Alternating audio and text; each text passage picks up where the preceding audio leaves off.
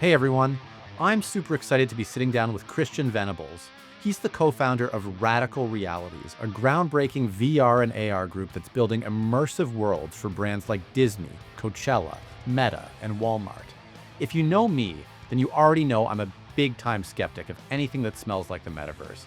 And the recent news that Meta itself has taken an axe to its metaverse division only reinforces that point. But regardless of what's going on in Zuckerland, Christian is building some of the coolest virtual stuff I've seen and is at the forefront of a bunch of really interesting use cases.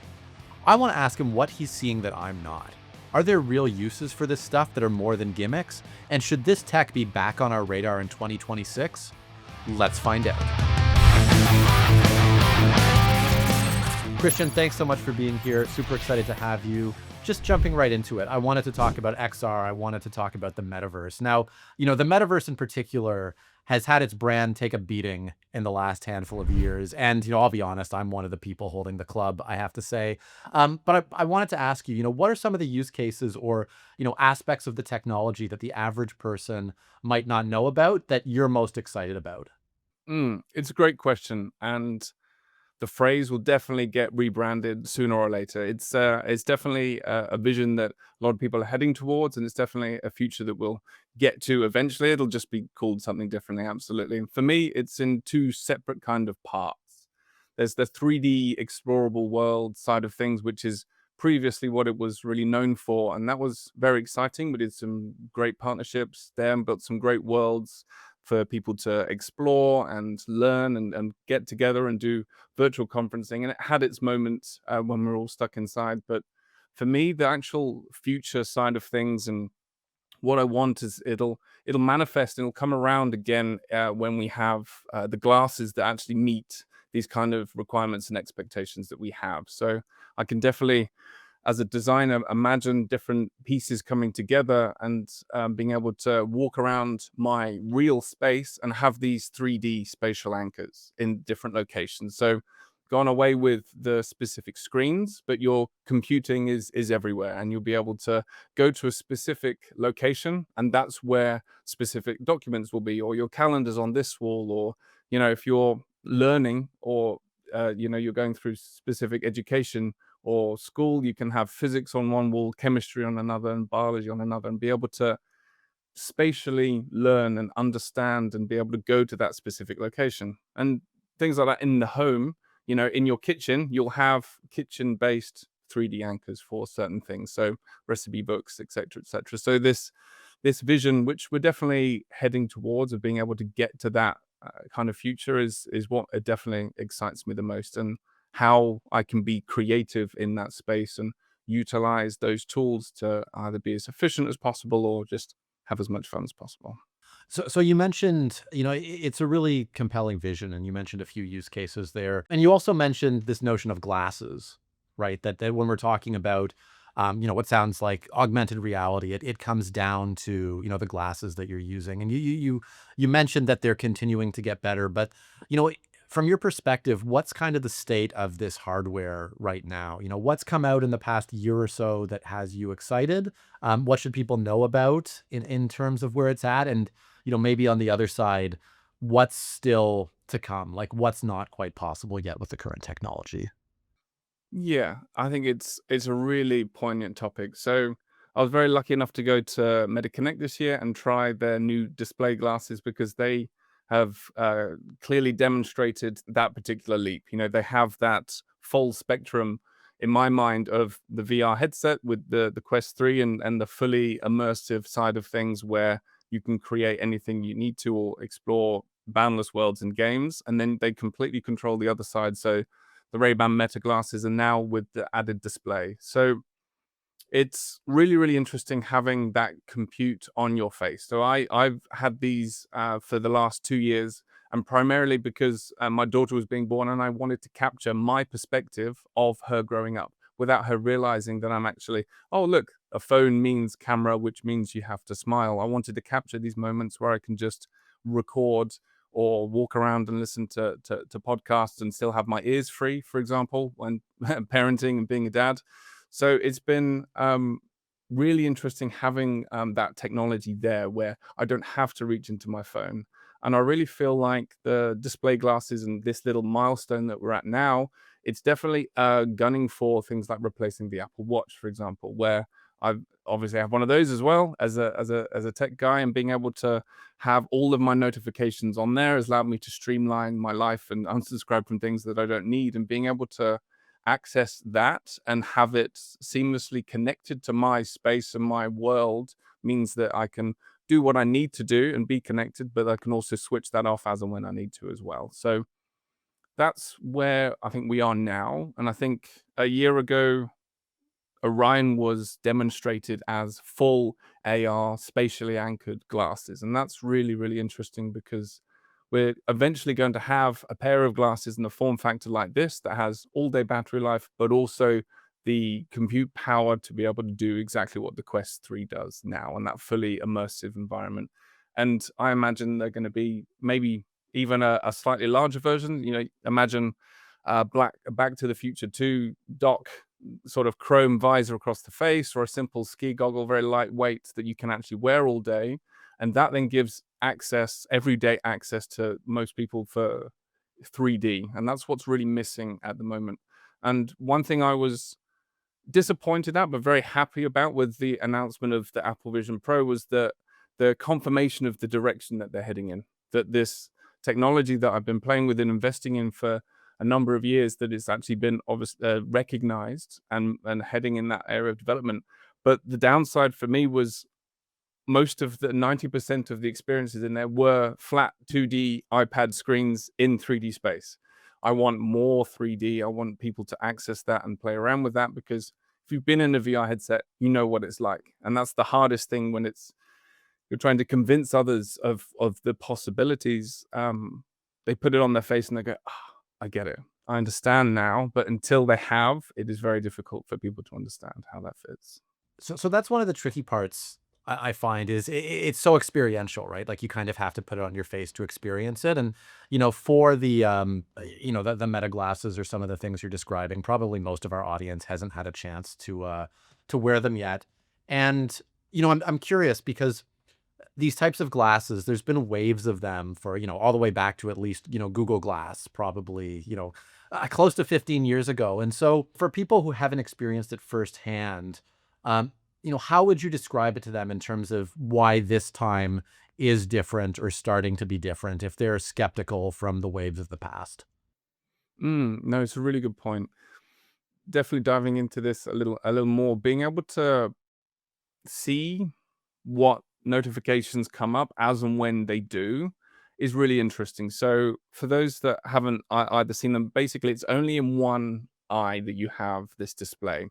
And for you, when you're looking with both eyes open, it just appears in the bottom corner for you, which is really nice, really easy.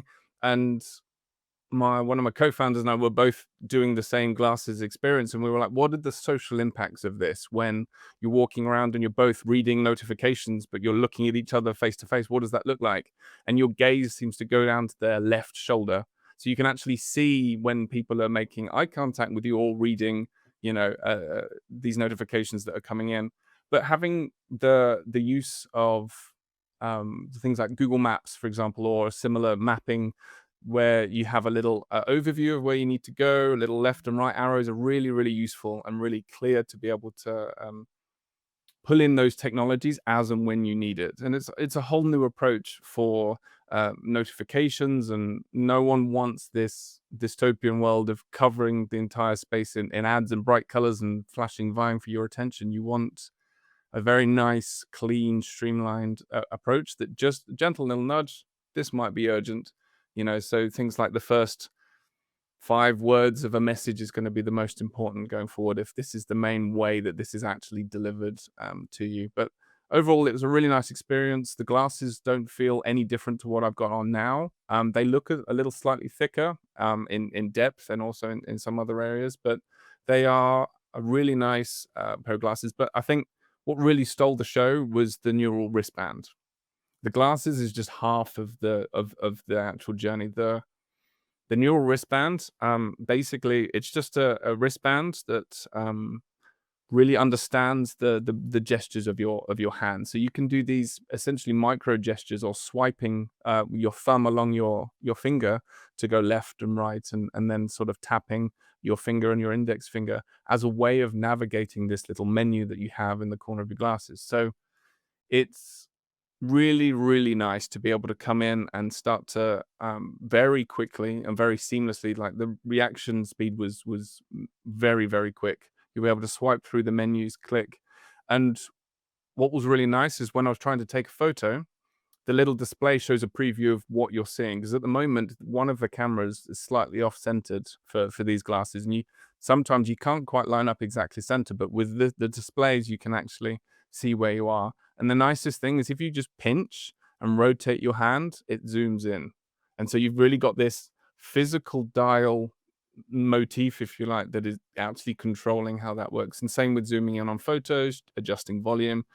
Those really have some very nice impact. So, and also being able to handwrite. So you'll be using just your hands, or just holding a pencil gesture and scribbling on the table, and it'll be able to write out a response to a message. So you'll be able to see people walking down the street responding and swiping and indicating to the glasses using those kinds of micro gestures. And machines being able to read us and understand us a bit more is really exciting. And being able to respond to that is really cool. If you work in IT, Infotech Research Group is a name you need to know. No matter what your needs are, Infotech has you covered. AI strategy? Covered. Disaster recovery? Covered. Vendor negotiation? Covered. Infotech supports you with the best practice research and a team of analysts standing by, ready to help you tackle your toughest challenges. Check it out at the link below, and don't forget to like and subscribe. So you've mentioned now, Christian, a handful of ways that you're using it, whether it's, the camera or notifications, writing, maps. If you were to take these off tomorrow or you leave them behind, at your house when you go out, what are the biggest things that you would miss and say, oh, like that, the way I'm using this has changed my life for the better, that if I don't have this, I'm really missing it?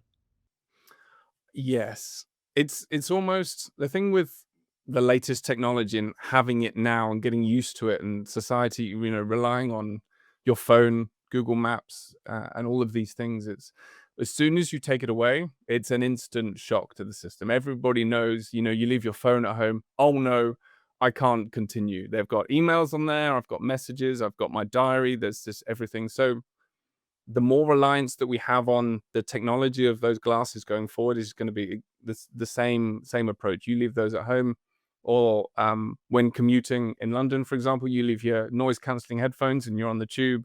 It's exactly the same approach.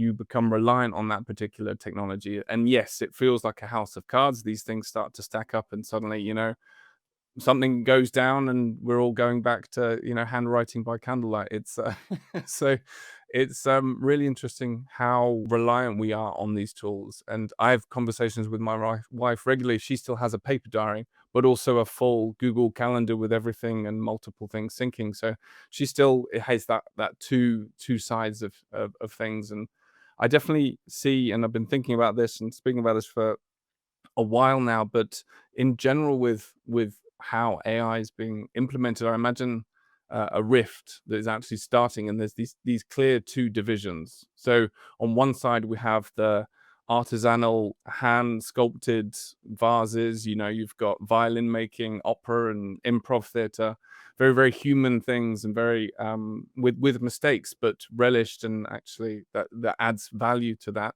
versus the other side where everything is generated very quickly in real time, is personalized. It's sort of a Netflix style thing, but I want to have my favorite actor in my favorite show that's no longer running, and it's generating as you're watching it. So I can definitely see this massive rift between these two worlds, and people just picking sides because that's what I know and love. That's what I want to do. I'm going to be an artist that paints with oils, and that's fine. I'm going to continue to do that. But for me, I feel like I might not be the only one, but one of the individuals that is trying to bridge that gap. It's how can we use these technologies to try new things, discover new things, not necessarily replace, but to be able to augment and use these tools to be able to do things that have never been done before. And that's definitely how I've had taken that approach with my personal work and sculpture and designing. Well, and I'm glad you brought that up because, as you were talking, was thinking about what you've been doing with Radical Realities and an artistic approach, I guess, but if I can call it a virtual space or in a medium or a canvas that's, historically never existed before. So are you working largely through these, types of glasses and wearables? And, what are you bringing, to this medium in that artistic space? Mm. So the the culmination of how actually Radical Realities got together was that we were all using VR very powerfully, quite a lot. So in via Instagram, we're sharing what we're doing and just putting our work out there, and seeing that these were two other VR power users as well, and using a program called Gravity Sketch, which is entirely free, but you can get four people and four headsets from anywhere in the world can actually join together in Gravity Sketch in that shared 3D space. And you can sketch in there, you can create full 3D models, you can bring in high quality like engine blocks and model around them, but also use it as a like a markup tool and actually reviewing them. And so a number of large companies have been using this who have got teams across the world, and you can work on a car or a shoe and actually design together in that space. And there's no ambiguity of a static image or a render of what does that particular angle look like. You are walking around, you're picking it up, you're looking at it from different angles. So we had many hours in VR sharing each other. And there's spatial audio as well. So you can, if they're to the left of you, you can hear them from the left. But we're learning from each other. We build a small community around it of other people who are also in that space and being able to do some amazing things in that. And also a collaboration with OpenAI to build like a city in 2 hours with AI generated images as inspiration. That was a good couple of years ago now, but it was that was really the epicenter of it, of being able to work in that 3D space, and it's 3D first. And so we're still using those tools and those processes now for client work. So we've recently done two series on YouTube for a German toy company called Schleich, and they provided 3D models for the toys or scans of them and a script, some concept art, and that was it. So we produced the entire uh, thing in Unreal Engine, but we did all the storyboarding in Gravity Sketch. So we are there with little 3D models of the characters. We've built out these environments and we're moving around. Someone's controlling the camera, someone else is reading the script, and someone is doing the puppeteering. And so it was really a very seamless workflow. It allowed us to make a lot of decisions very quickly. We can iterate very quickly. There's no ambiguity or misunderstanding of certain things. Um, and this is that kind of essence that we want to we want everyone to work this way. Some projects, we'll just send the client a headset with everything on, and there you go, and we will actually meet there because it's a lot easier to communicate and actually streamline these things. It's like a 3D mirror board where you've got actual added depth. And in terms of handcrafting and 3D modeling assets for all of our work that we do, is I'm much quicker in Gravity Sketch manually because I have that depth aspect, and you're not constantly spinning the 3D model from front to side to top. You've got that muscle memory. And so as soon as that technology became available to use in that context, sort of pre AI, that was the still handcrafted, but you're still using those particular tools because those skills are transferable. Like studying sculpture at school and doing art before studying architecture, the skills are completely transferable. You take a master sculptor into that kind of space, and the things that they can create, it's amazing. Can you paint me a little bit of a picture of I've never used Gravity Sketch, and we're talking about handcrafting, we're talking about sculptures. Can you just walk me through kind of the, I guess, the physical experience of using this? It sounds like there's a headset. Like, what are you doing with your hands? Is it mouse and keyboard, or like what's the input? How are you? It sounds like a really cool experience, and I'm curious what it actually feels like to use this thing. Sure. So yes, you start with a headset and you have a controller for each hand. And on the controllers, you've got some triggers, and then you've also got grip buttons on the side. So as you're gripping with your hands, you can actually pick up certain objects and move them around. There's also a couple of other buttons on there as well that you can, and some joysticks. So you're in this vast 3D empty space, and it's always good to go in with a specific task, and go in, and you can just use the trigger, and as you move your hand through space, you can just start drawing a line. And that's how it just starts very simply. So it starts very gestural, very free flowing, very unconstrained. And that's very freeing because every single movement that you do is very Vitruvian.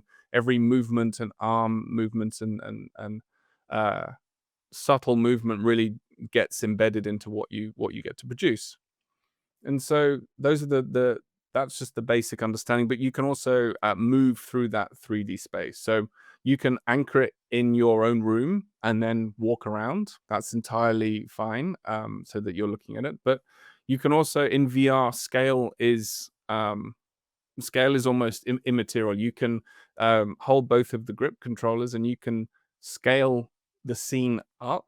And so it's nice and large in front of you. Say I'm working on a sculpture. If I want to get on some details, I can pull the controllers apart and that brings it larger so I can get in there and do the little details.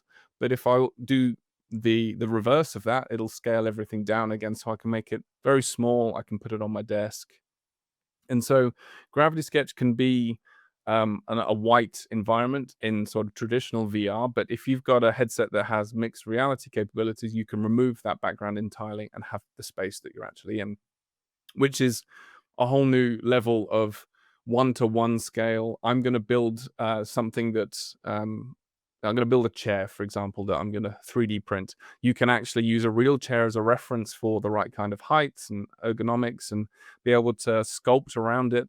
And that'll be one-to-one. So you can, if you sit on a real chair and you've sculpted around it, you can see what it looks like when you're sat in that virtual chair in your space. And it's such a freeing technology because you can also apply different materials to it whilst you're there. You can rotate different lighting conditions as well. So you have so much freedom just to be in this space and iterate as much as you need to, and then also invite others and collaborate together. And that's a really key component of the future and where things are going is that collaboration aspect and keeping the human essence there altogether. And that's just the baseline of Gravity Sketch before AI implementation. Well, and I want to talk about AI implementation in just a minute, but just before we do, I mean, as you describe it, Christian, to me, the picture I'm getting is it sounds like engineering. Like it sounds like engineers in some capacity are using this space, and it's similar to like what you do traditionally with like CAD drawings or AutoCAD, but now suddenly in an immersive 3D space.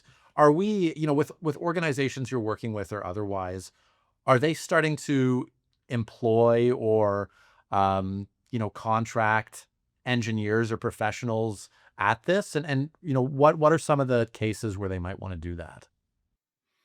Yes, great question. So there are a couple of individuals in the community. One of them does he's very into bikes, and he has CAD models of his bike sort of stripped down, and he actually completely modeled in 3D. Now he's a traditional clay sculptor for bodywork like you would for traditional automotive, and he's actually been able to use this exact technology to go in and model with millimeter, sub-millimeter precision for all of the bodywork.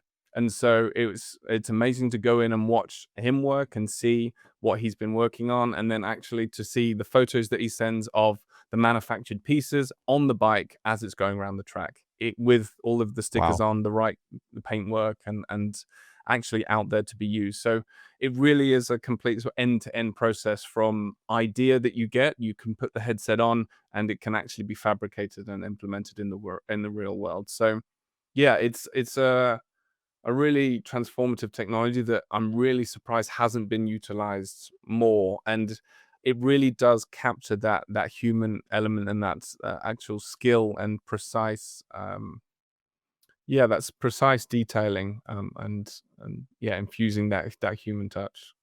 Well, I'm curious if you see a future where more and more engineers, whether it's a car company or any sort of manufacturing, like this becomes a primary way, a primary form for them for collaboration. Like if it actually has an advantage over just, traditionally doing it with a computer or paper or what have you. I think it does. I really do. The architectural industry can also benefit from it being in that space where you can have it as a digital model box, where instead of getting a very expensive model made of just one option, you can actually look around the digital version, and then you can zoom down to one scale and actually look what it looks like being in that atrium and the clients there as well. And so I was in the construction industry for about 12 years doing similar things and actually working with the 3D models that engineers and architects are working with. And during the design phases, this is what architects were looking at. They want to be in that space. And the client says, oh, can you push that wall back a little bit?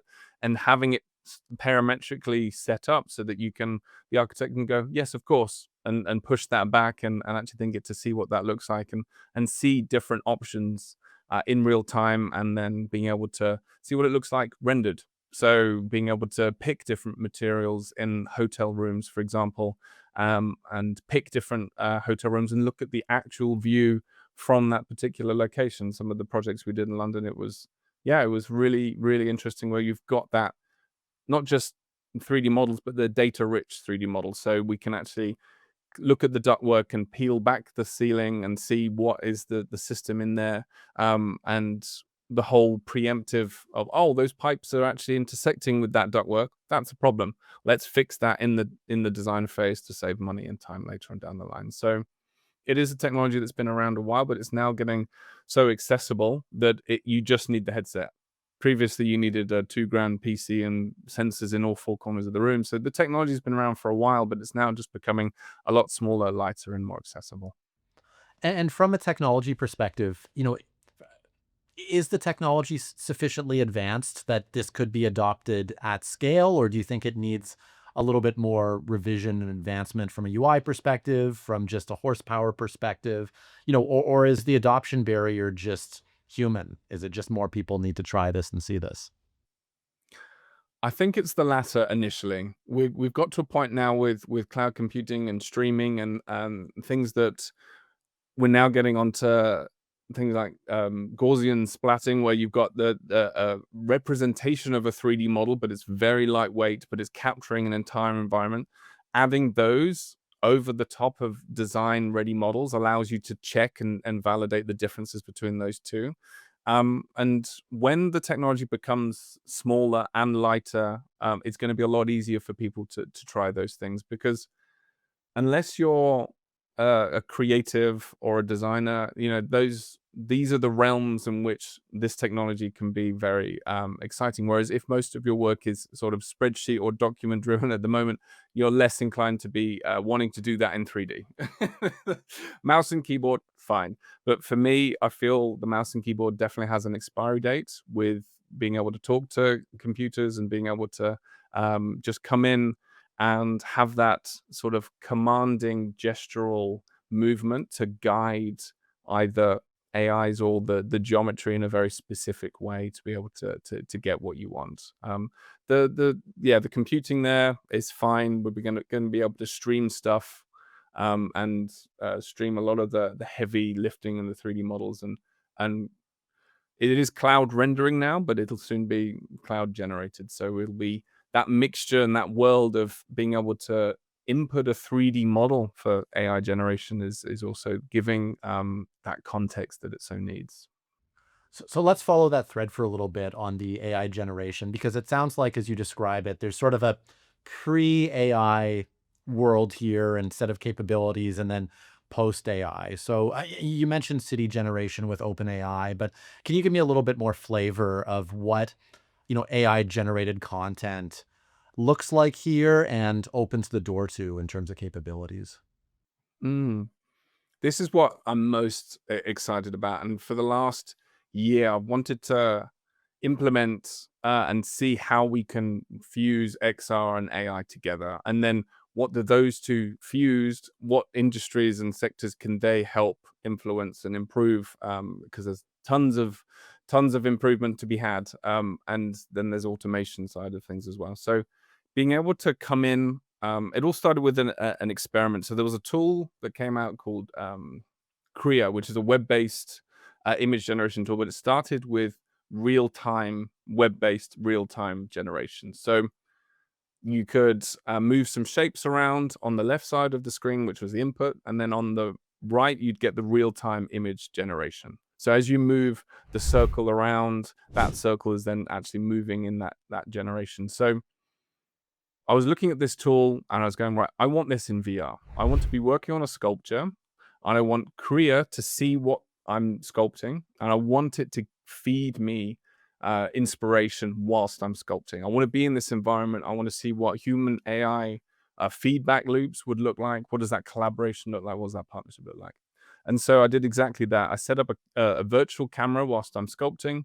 That goes into the input, and I have basically a floating Chrome window in VR just off to the side for me to see occasionally and look over at what it's actually doing. And so it allowed me to iterate very, very quickly.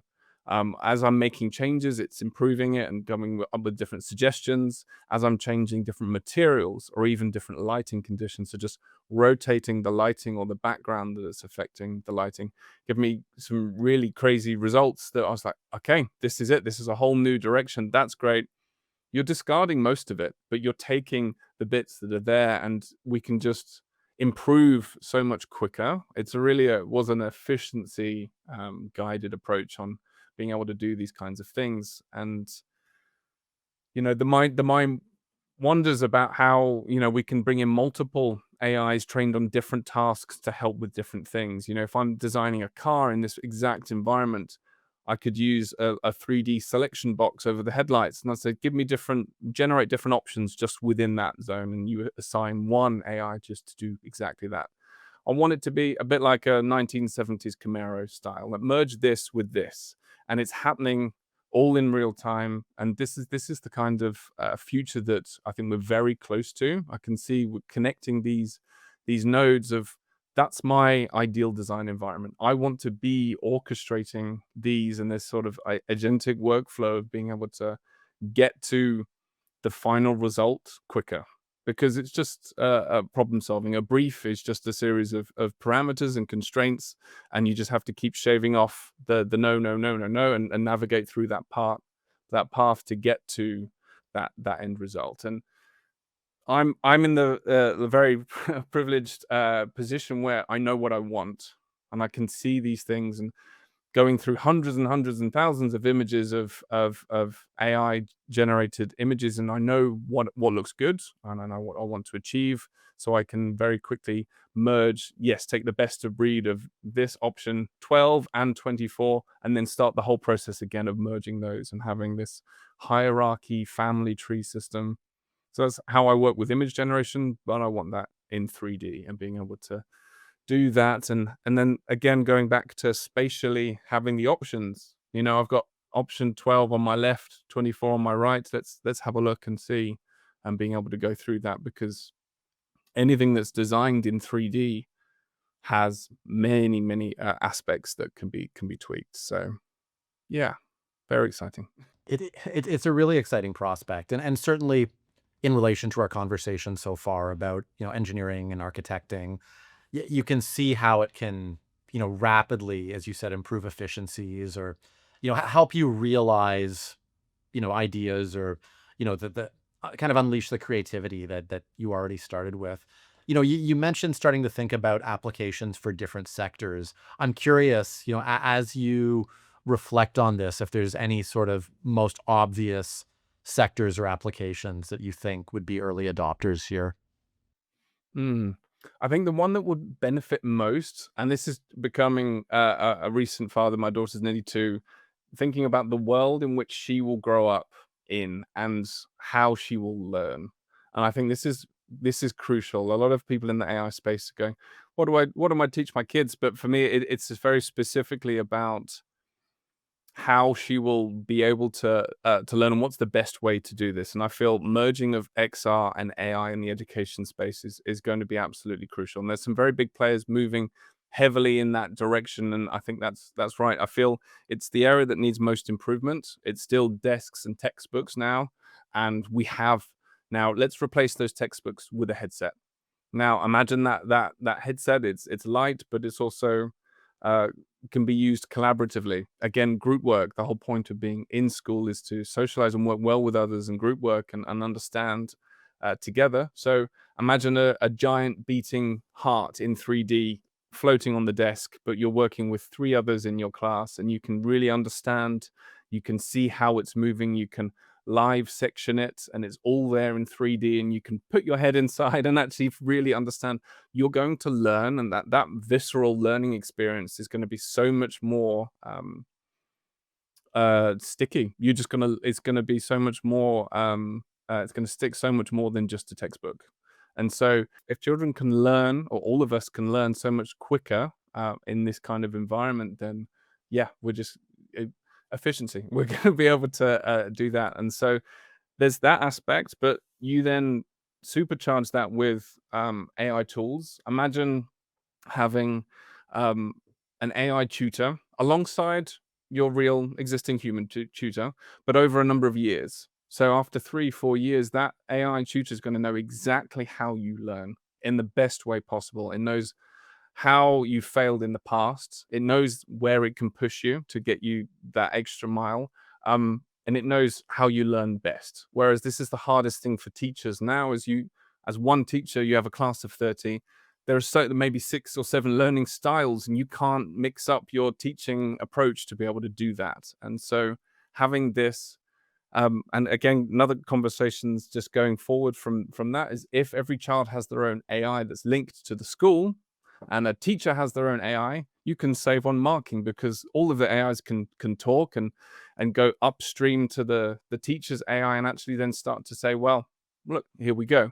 And you start to look at real-time data across the school, and the headmaster can very quickly pick up and pull up the information of who's the best performing student, who needs a bit more help, how is it all going. And so, yes, being able to have those practical experiments like chemistry tests or things that are actually dangerous in the classroom, being able to do those at home in that environment is the safest way. But also, we can do that now. We have the technology now. People are working on it now, and this is the most important thing for me, is being able to utilize the tools that we have, and being able to really make the most of it, so they can benefit this in this learning environment.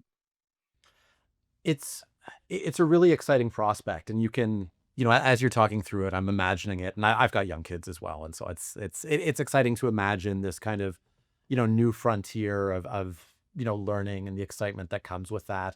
I love your kind of, your bullishness and your excitement around the technology, whether it's XR or AR.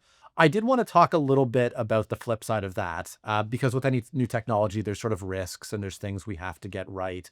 And I'm curious from your perspective, Christian, what that looks like. What are some of the, emerging areas of concern? What are the things that we, as either users of this technology and consumers of some of the pieces here, or even the, technology companies creating it, need to be considerate of, to make sure that the societal implications are all positive?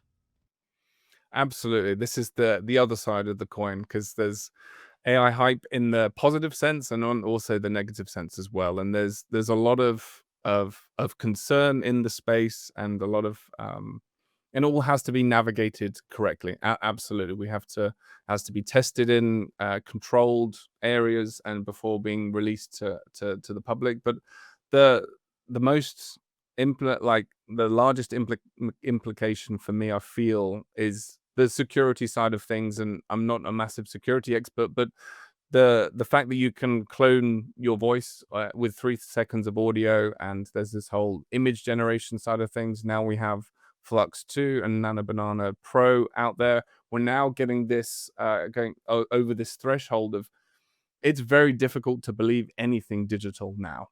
And there's so many people that have created incredible 3D works of art. They've spent hours slaving over and rendering traditionally, and it goes out and people go, oh, it's just AI. A computer did that for you. Well, no, there's 25 plus hours going into this particular thing, and it's really important for people and creatives to definitely label whether they've used AI or not as a thing, because there's still a lot of people, and rightly so, very sensitive to traditional art, and that should still be done a certain way. But I feel because people have had the wool pulled over their eyes, and so some people are using AI in just maybe 20% of their creative process. And I've seen people recently posting and actually putting watermarks that say AI assisted on there.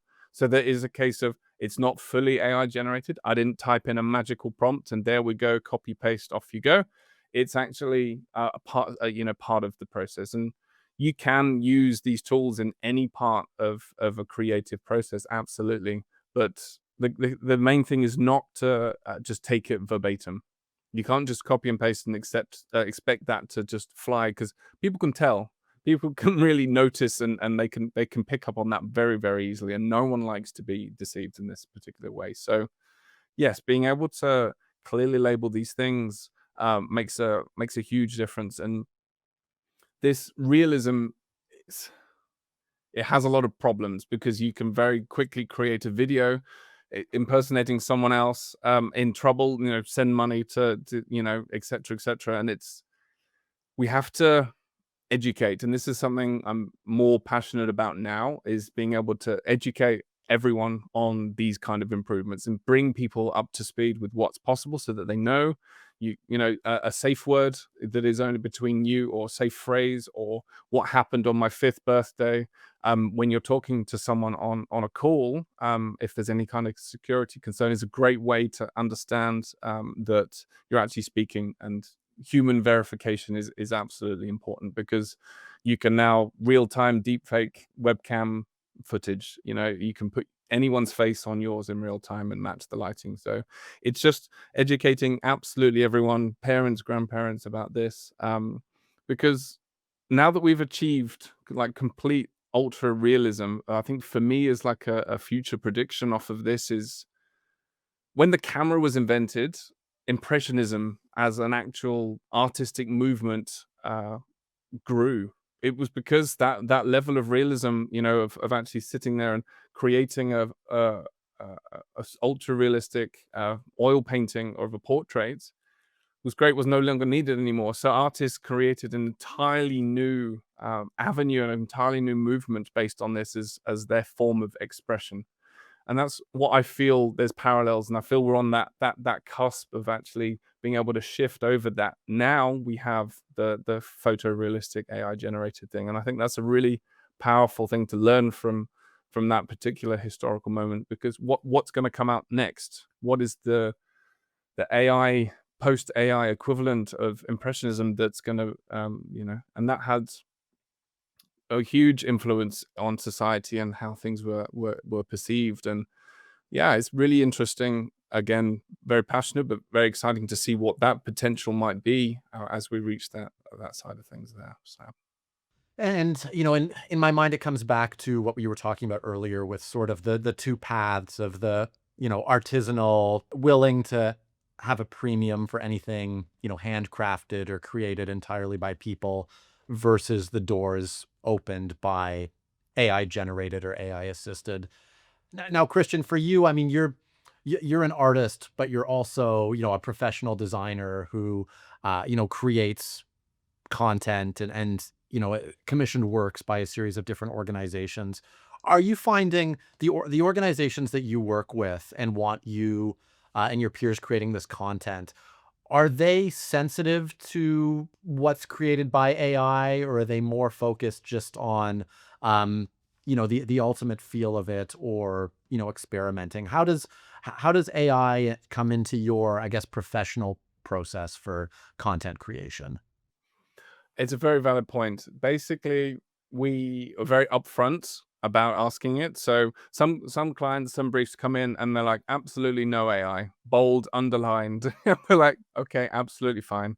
And some, if that isn't asked or said so upfront, then we ask the question, are you adverse to us using AI here, here, and here, and being very explicit about what it is we're going to use it for, and as part of the process, and not an actual finished output, and being able to understand that. And most of the time, clients can't really tell what is AI output, and what has been used. And it is all of these generative tools are just that. They are still just tools. It's going back to Photoshop when it first came out. With the right skill, and artistry, and time, you could learn how to doctor a photo however you want and post that online. It's just now accelerated accessibility, and now anyone can use it very, very quickly. So yes, the clients, it's making it very clear. Some absolutely love the efficiency side of things, and there's one particular project that we worked on. It wasn't for a specific client, but we had a month to build this VR opera called Lucia VR. And so AI as a tool, not from a creative perspective, but actually helped me to code 95% of this virtual reality experience. It was a very in-person event, so we had 8 seats all facing inwards in a ring, and every participant had a headset on. We also, for sort of first of its kind, had a live opera singer moving through the space whilst they're looking at the experience on the headset. And so it was amazing to be able to see people's reactions. Some people didn't know that the opera singer was there until the end, but I knew what I wanted to show visually, because the visuals, even though it's a VR experience, was only really a third of this kind of production. And so we wanted to have a whole new angle on this traditional. It's called the mad scene, and it's traditionally shown with the soprano. She's covered in a bloody dress. She's holding a knife. She's just murdered her betrothed. And yes, it's all very, very dramatic. And we wanted to do a whole new perspective of her and the experience that she'd gone through. So if you'd gone through that experience, you'd be in exactly the same position. So she's singing in Italian what she's feeling in this mad scene, and we are actually producing visuals for that. Not literal. So she's talking about snaking. There isn't a giant snake there, but we had this nice little town scene, and a fountain, and actually the sound of her descending into madness and this hallucination was done by a particular instrument called a glass harmonica. And it sounds like, when you have a series of wine glasses with different water levels and they're doing this, it sounds just like that, but the instrument is large glass bowls all sat within each other, laid down horizontally, and it spins and you play it like a piano. And so every time you heard that, that was her descending, and actually we used a lot of visual motifs of the glass bowls through the space. And so, yeah, being able to create that experience in just a month, for a large number of companies. We did a 2-day, it was over 2 days, 8 different sessions, and some were with the live opera singer, some weren't. And it was really interesting to get their input, because a lot of people who came were from the opera space, a few from the tech space, and we're starting to merge those kinds of industries where it can benefit from the technology, and understanding how much movement is not enough movement. There's motion sickness there, and what opera goers felt like it was happening, because for some, you can bring that headset into schools, and that might be the first actual experience of opera they'll have. And so with the recordings of the singer on the non-live version was really, really powerful to understand how we can put the user in another position. So you're not a seat at the back of the opera house or in the back of the theater. You're positioned right on the edge of the stage, so you feel like you're in that particular set. So yeah, I wouldn't have been able to have actually produced it as quickly as I did without using Claude to be able to code. But also, we only managed to get it done because I knew exactly what I wanted the tool to produce. You break it down into steps, and actually being able to write code to procedurally generate certain things, and actually do it all in runtime in the headset was the real challenge. But yeah, just being able to have that tool yeah, saved us so much time. We would have needed at least 2 or 3 devs full time for double that amount of period to be able to produce something like that. So being able to use these tools as allowing us to create quicker, is removing those some of those barriers, and being able to actually like prototype these things super quickly and make the key decisions sooner is an absolute superpower at the moment. It's really cool, and it's also, I I couldn't have told you going into this conversation we were going to talk about, opera and virtual reality, but I'm curious because we started talking more about, engineering and architecture and operations. Now we're talking about entertainment, or somewhere at the nexus of entertainment and education, potentially, if we're increasing exposure to opera. The clients that you work with, what typically is the purpose that they're driving for? Are they looking for something that's purely entertainment, for something that's more education, for something that's actually more sort of operational for their business? What seem to be the emerging trends for what people are looking to this technology to do for them? Mm. There's a couple of clients who just want to have, they just want creative content. So that might be a full CGI video, or they specifically want to do a style change on a particular personality, and actually have them do things and different transitions that are just too expensive to do in real life. So AI now enables us to digitally capture that individual and be able to style transfer different and phase between different scenes, different settings, and then also with complete consent from their side, actually clone their voice and actually be able to go on and extend the script so that they don't have to actually sit there and do reel it all off. We can actually have a bit more flexibility with that. Being able to use that tool has been really useful to go down that route. Um, and then, yeah, less so on the helping businesses to use AI or automate workflows or anything like that. I think there's still a lot of businesses, especially here in the UK and especially in the north of the UK, that can just benefit from some basic automations and basic implementations of AI. And I think we're really just at the tip of the iceberg. And I think a lot of people are a lot of businesses and small to mediums that we deal with at the moment are really, they are experimenting with it, and I don't think they're just quite ready to make that leap of faith of full implementation across the board. And I feel it's like the school scenario earlier. There's a number of systems being implemented in schools now that just don't talk to each other, and so we need one unified system to be able to handle all of that communication, which will streamline everything and make things, remove the antiquated processes. But it just takes a bit of bravery, and because a lot of people aren't talking about what works and what doesn't, a lot of people are keeping very closed doors. A lot of businesses are not really sharing so much about. I think people are quite embarrassed about whether they're using AI or not. For some people, it feels like they're cheating, or it's unethical, or it's not the right tool to be using, or how dare you. It's I think that will change once it takes a few to knock that first domino and actually say, well, we're doing it. This is a pilot project. This works. We're talking about it.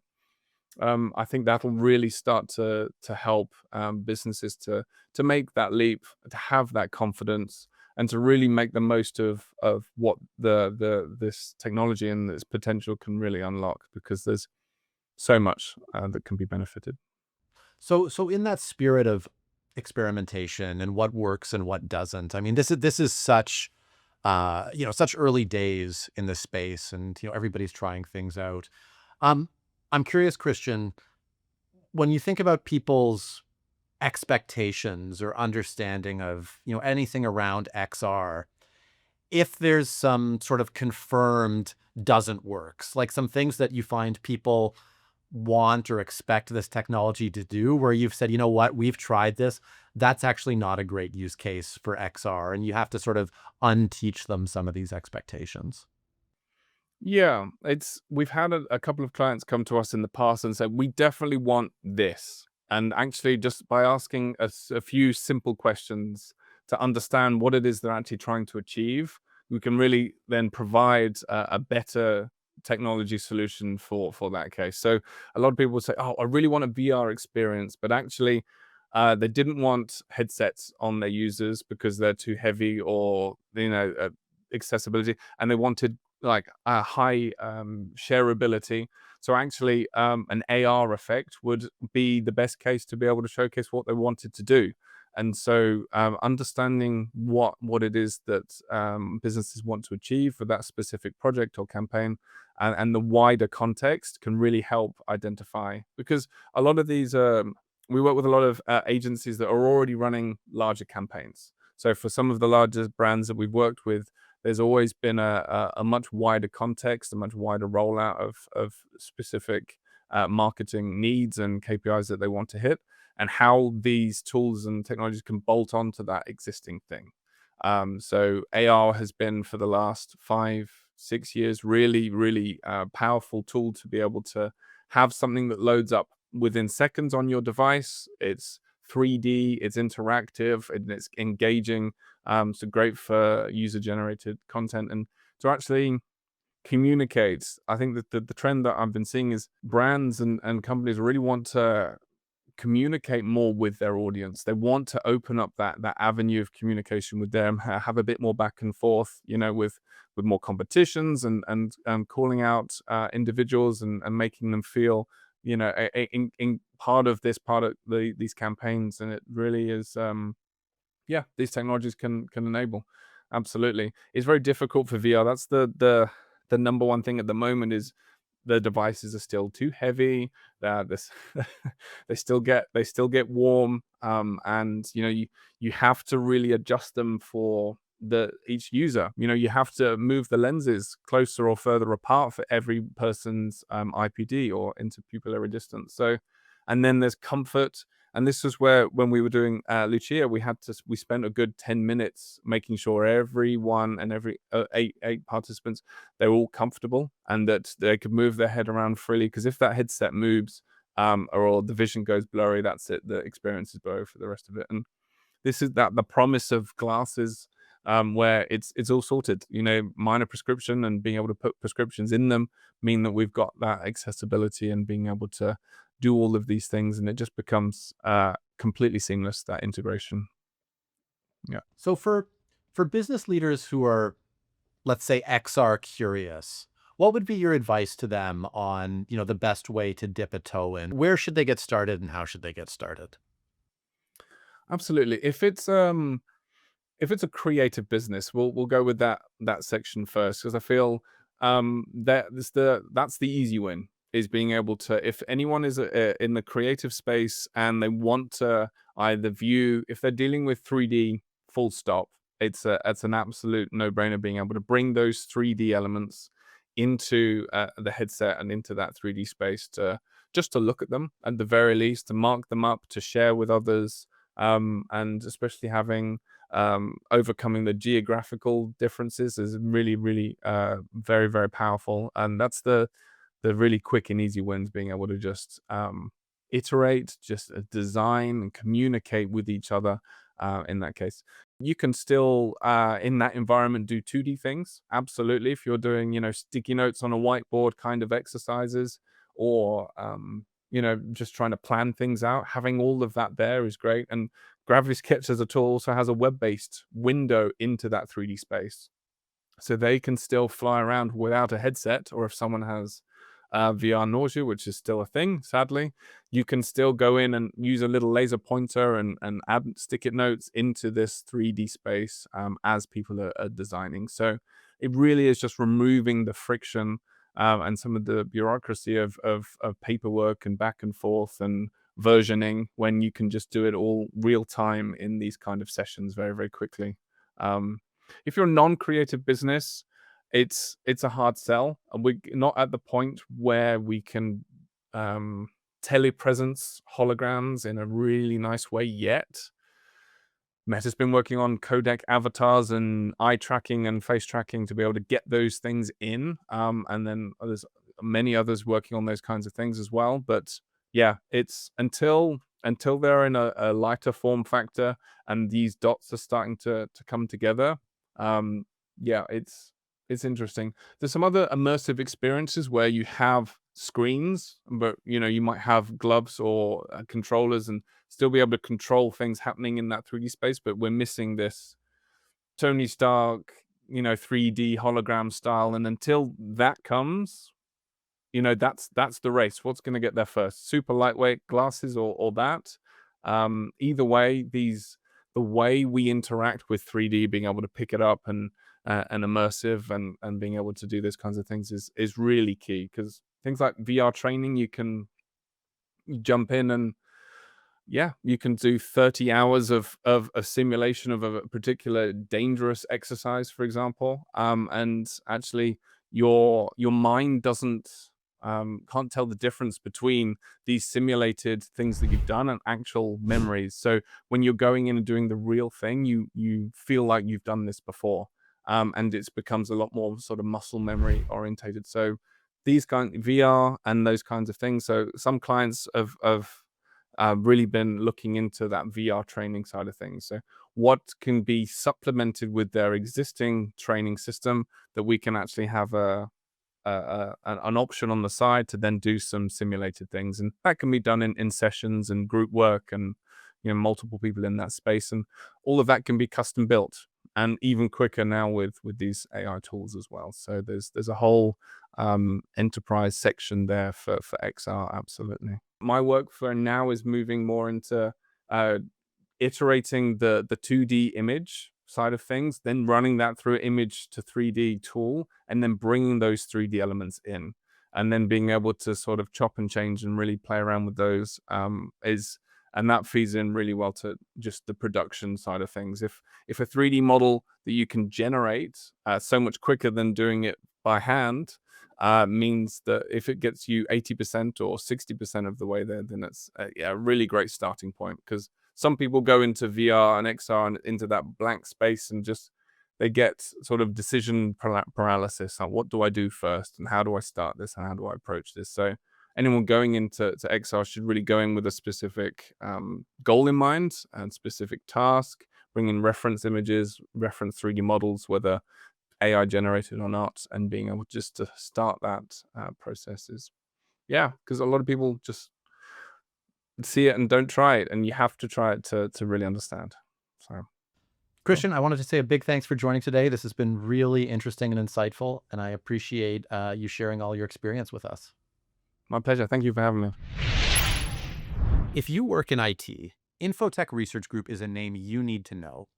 No matter what your needs are, Infotech has you covered. AI strategy? Covered.